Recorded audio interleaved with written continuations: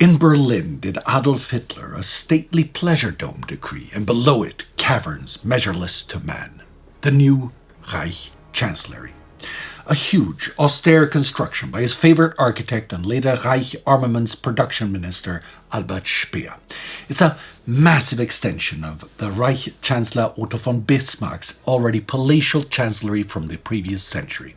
The combined buildings cover an area of almost a square kilometer between Vossstraße in the south, Hermann-Göring-Straße to the west, the ministerial gardens and Tiergarten parks to the north, and Wilhelmstraße to the east. The new chancellery is meant to inspire awe. Hitler's office alone is an intimidating 400 square meter hall with 10 meters to the ceiling. From 1939 to 1945, Hitler spends relatively little time here, though. It is said he doesn't like Berlin much. He prefers other residences and headquarters, especially his favorite home in Berchtesgaden in the Bavarian Alps. But he will spend 15 very significant weeks of his life below the huge garden the chancellery encloses, in the Führerbunker, his underground, bomb-proof little lair. This is where the dictator of the Reich will cower when the Allies come for him. This is where he will die during the Götterdämmerung of his Third Reich.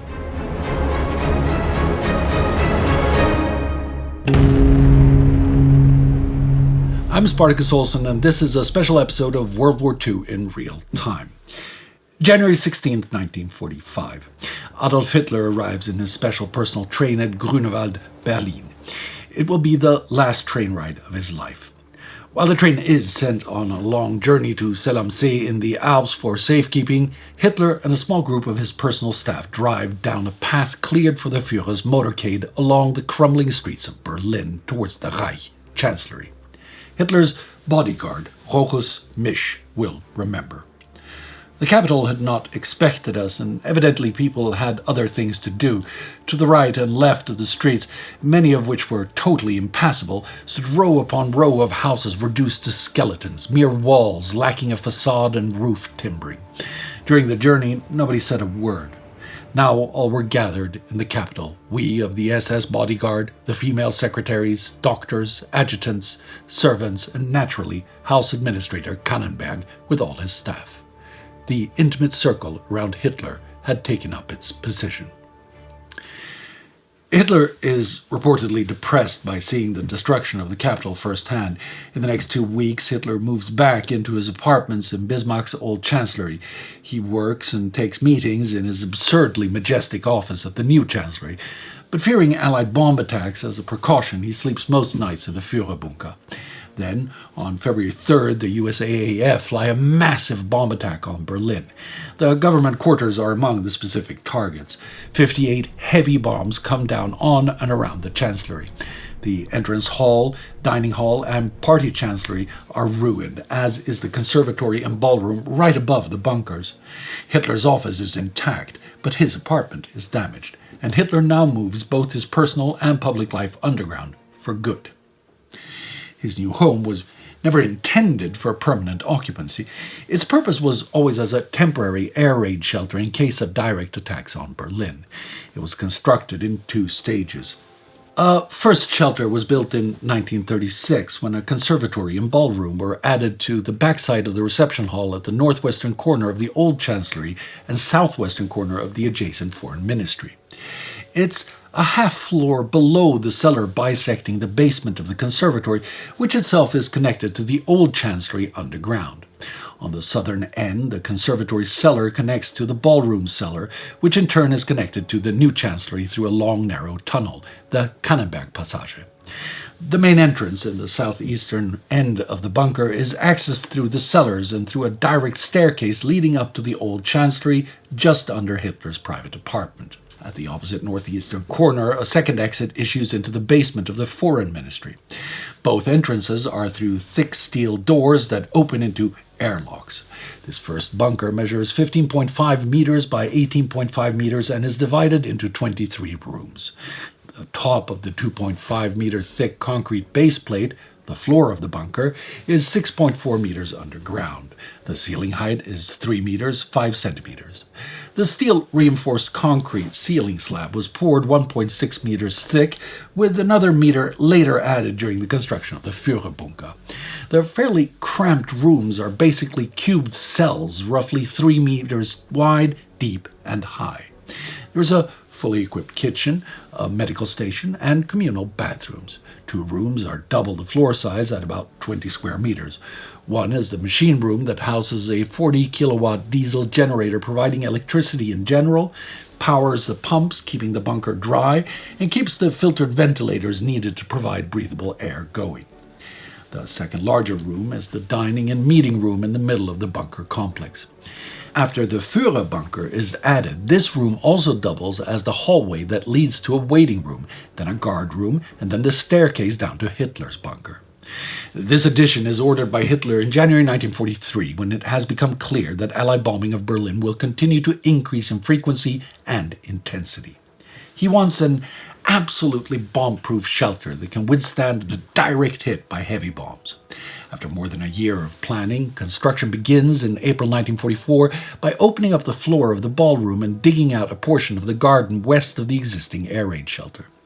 When completed in late summer 1944, the new bunker's floor level is at 8.5 meters below ground, 2 meters deeper than the original bunker, now called the Fuhrerbunker or ante-bunker. The base plate is again a 2.5 meter thick steel reinforced concrete slab.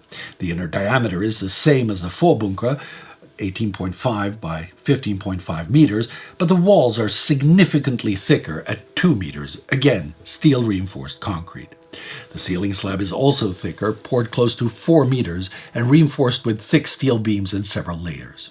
The layout of the rooms, based on 3-meter cubes, is similar to the Führerbunker, but here 4 cubes down the center of the bunker make out a bisected hallway that serves as common space and a waiting room. On the left side of the hallway are the map and situation room, Hitler's 3 private rooms, his bathroom, a guest bedroom, the communal bathrooms, and the sewage pump house. On the right side of the hallway are 2 staff rooms, a medical station, Hitler's personal physician Theo Morell's room, the telephone switch and communications room, and the machine room with its own generator and triple filtered ventilation system.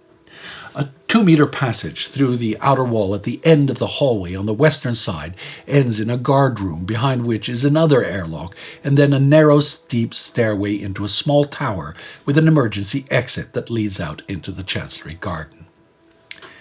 The interior is a Spartan maze, focused on utility and survival that stands in stark contrast to the grandeur of the buildings above.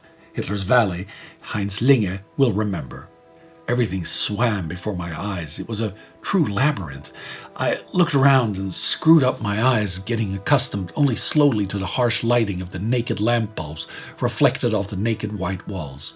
How minute everything was, how sad, unready, unworthy.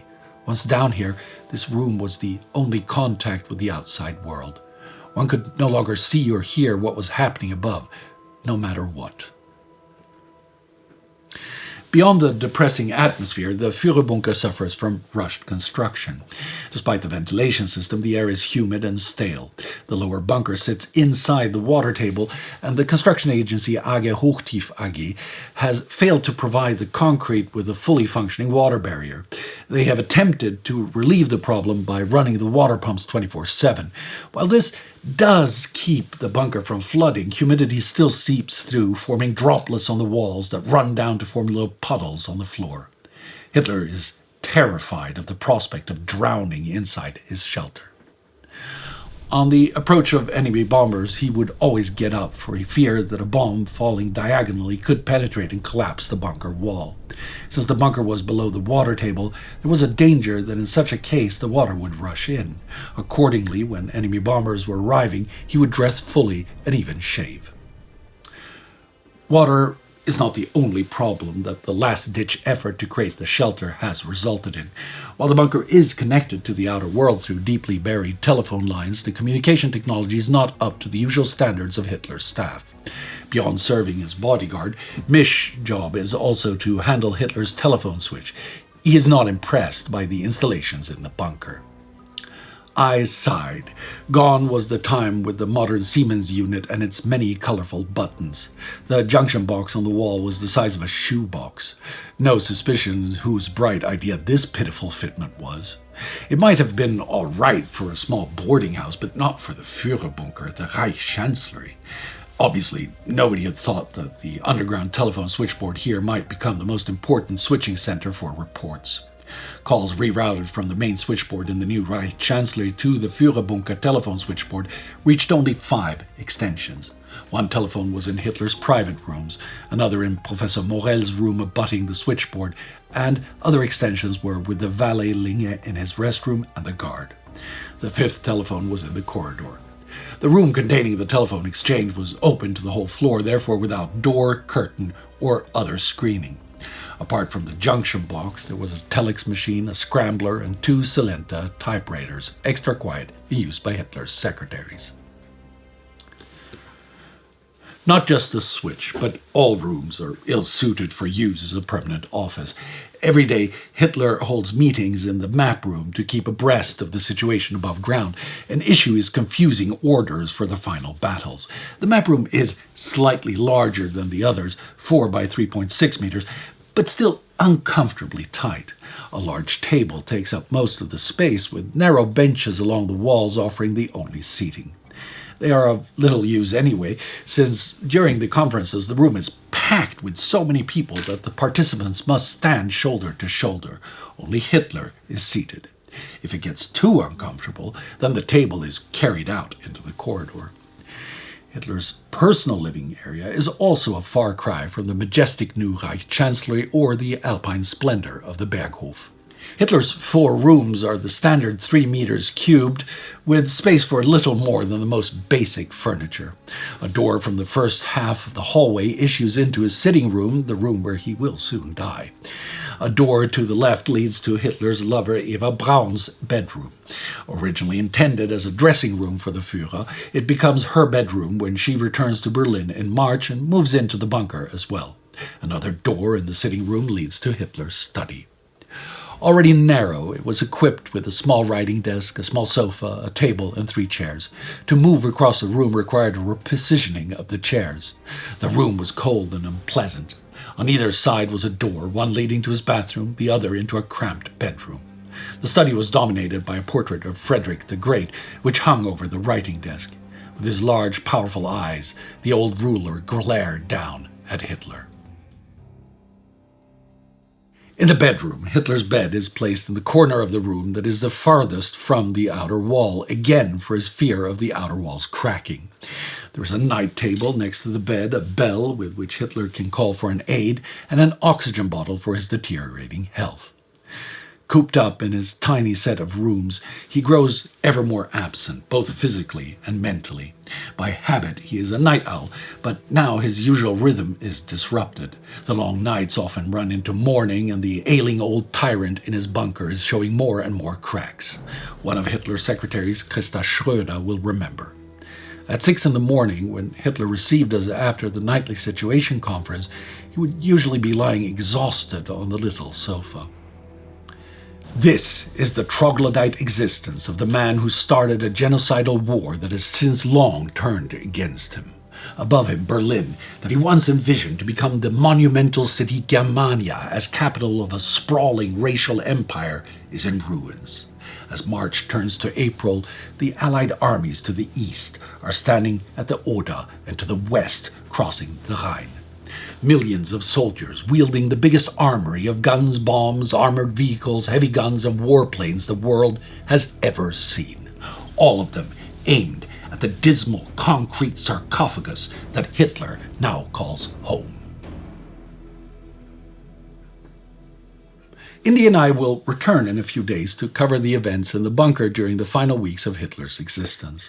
Until then, for some more insight into Hitler's mindset as he enters this last phase of his war and life, I recommend that you watch or rewatch our video on the final war goals of the Allies and Axis. It's right here.